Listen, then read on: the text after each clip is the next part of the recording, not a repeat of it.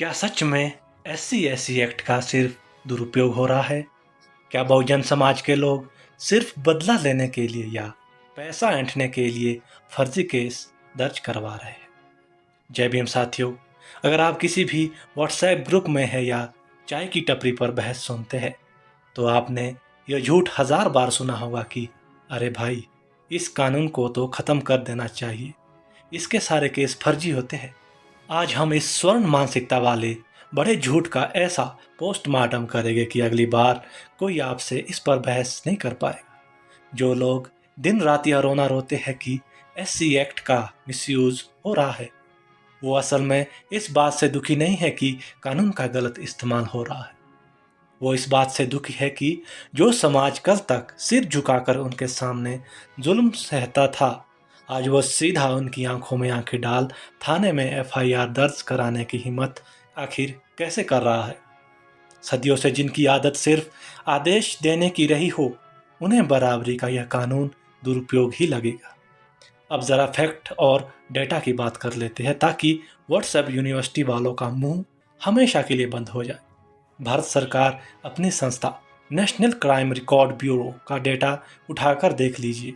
हर साल दलितों और आदिवासियों के खिलाफ हजारों अपराध दर्ज होते हैं, लेकिन व्हाट्सएप का ज्ञान कहता है कि कोर्ट में तो यह केस साबित ही नहीं होते।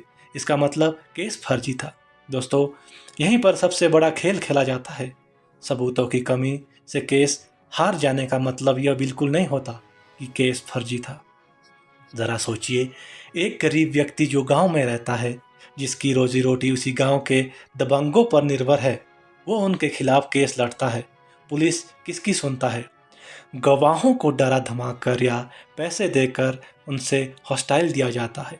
सालों साल केस चलता है और जब गवाह मुकर जाते हैं तो कोर्ट सबूतों के अभाव में आरोपी को बरी कर देता है। और फिर इसी बरी होने को बाद मनवादी सिस्टम फर्जी केस का नाम देकर पूरे एक्ट को ही बदनाम करने लगता है। SC एक्ट कोई हथियार नहीं है दोस्तों, यह एक ढाल है। यह ढाल आपको इसीलिए दी गई थी क्योंकि इस समाज के ढांचे ने आपको सामाजिक रूप से निहत्था कर दिया था।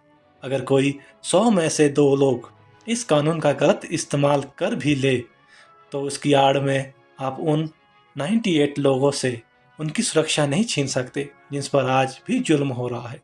इसलिए जब भी आपसे इस एक्ट के दुरुपयोग पर ज्ञान देने वाली बात हो, तो शर्मिंदा होकर चुपचाप मत बैठिए। उन्हें NCRB का डाटा पढ़ाइए और हकीकत बताइए। अपने अधिकारों को जानिए और बिना डरे अपने हक के लिए लड़ते रहिए। जय भीम।